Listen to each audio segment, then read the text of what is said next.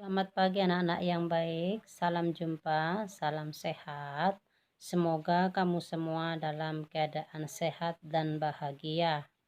Hari ini kita akan mulai lagi pelajaran agama kita di pelajaran 9 tentang kelahiran Yesus Kristus. Sebelum belajar, mari kita berdoa. Dalam nama Bapa dan Putra dan Roh Kudus. Amin. Tuhan Yesus yang baik hati, hari ini kami anak-anak-Mu akan belajar tentang kisah kelahiran-Mu. Berkatilah kami supaya kami dapat belajar dengan baik dan kami dapat bersukacita dalam melaksanakan tugas kami dan bersukacita membantu ayah dan ibu di rumah. Doa ini kami sampaikan kepadamu karena Engkaulah Tuhan kami, kini dan selama-lamanya. Amin. Santa Melania, doakanlah kami. Amin.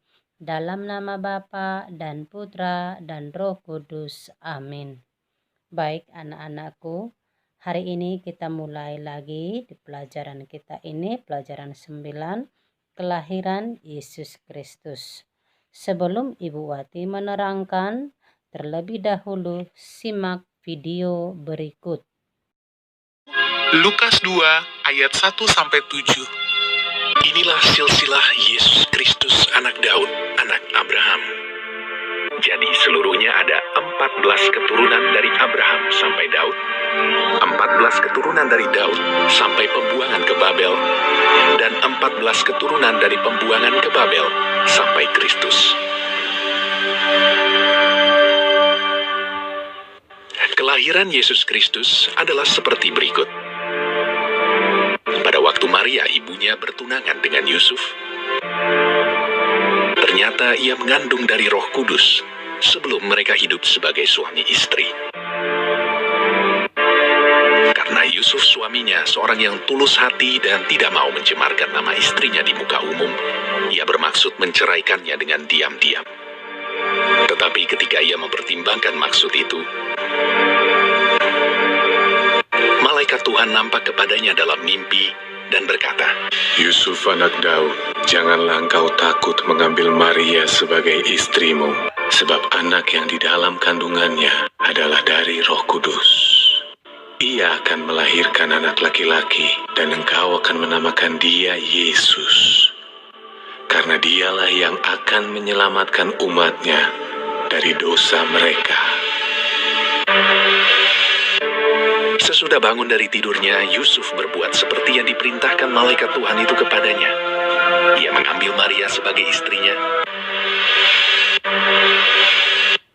Pada waktu itu, Kaisar Agustus mengeluarkan suatu perintah, menyuruh mendaftarkan semua orang di seluruh dunia.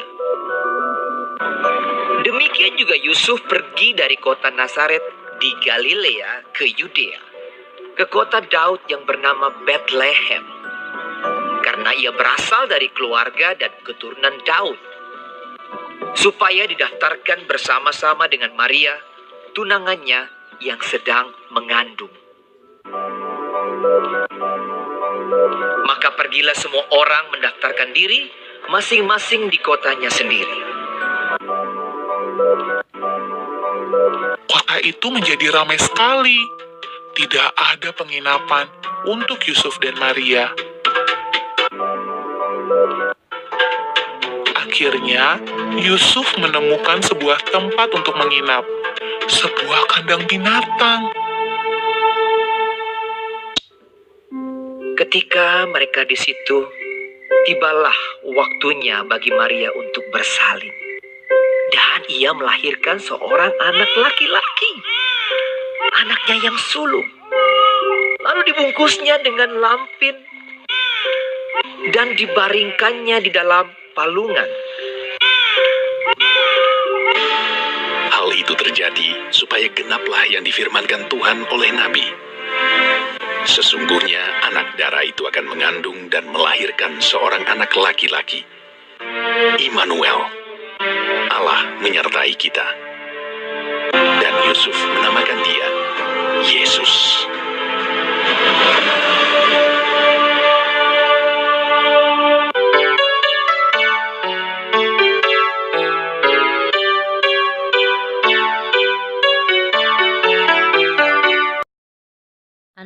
anak-anakku yang baik, setelah kamu menyaksikan video pembelajaran tadi tentang kelahiran Yesus Kristus, sedikit demi sedikit kamu sudah memahami proses kelahiran Yesus ke dunia ini. Bayi yang lahir ke dunia ini adalah dambaan ayah dan ibunya. Biasanya ayah dan ibunya mempersiapkan mulai dari makanan, minuman, pakaian, tempat tidurnya, dan lain sebagainya. Tujuannya supaya bayi yang akan lahir itu nyaman tidurnya atau nyaman hidupnya. Demikian juga ketika Yesus mau lahir ke dunia ini, Yusuf dan Maria mempersiapkan hati dan pikirannya. Yusuf dan Maria mempersiapkan hatinya yang taat dan percaya kepada Allah. Nah, itulah bedanya antara persiapan lahirnya manusia dan kelahiran Yesus. Jika manusia lahir, yang dipersiapkan adalah pakaian, minuman, makanan, dan tempat tidurnya. Selain halnya dengan menantikan kelahiran Yesus. Maria dan Yusuf dalam menantikan kelahiran Yesus, mereka bukan mempersiapkan pakaian, bukan mempersiapkan makanan, bukan mempersiapkan minuman, dan bukan mempersiapkan tempat. Maria dan Yusuf hanya mempersiapkan hati dan pikiran mereka yang tulus, jujur, dan taat kepada Allah. Yusuf pada waktu itu membawa Maria ke Betlehem untuk mendaftarkan diri atau sensus penduduk.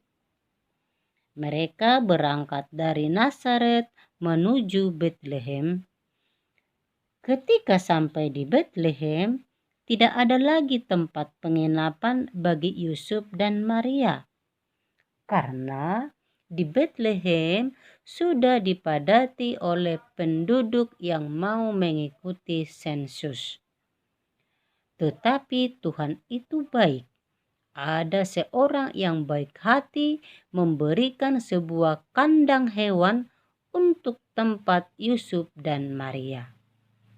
Bunda Maria pun melahirkan Yesus di kandang hewan tersebut. Dan bayi Yesus dibungkus dengan kain lampin dan dibaringkan di palungan. Anak-anakku yang baik, mengapa Yesus lahir demikian? Mengapa Yesus tidak lahir di rumah sakit? Mengapa Yesus tidak tidurnya di kasur yang empuk? Nah, Yesus mau mengajarkan kepada kita anak-anaknya supaya kita hidup sederhana dan hidup apa adanya. Anak-anakku yang baik, cukup demikian dulu penjelasan Ibu Wati. Minggu depan akan kita lanjut di pertemuan kedua. Ingat, jangan lupa makan makanan sehat, berdoa sebelum makan, dan rajin mencuci tangan, dan jika keluar rumah pakai masker, dan hindari kerumunan orang-orang banyak. Jangan lupa berdoa. Dah.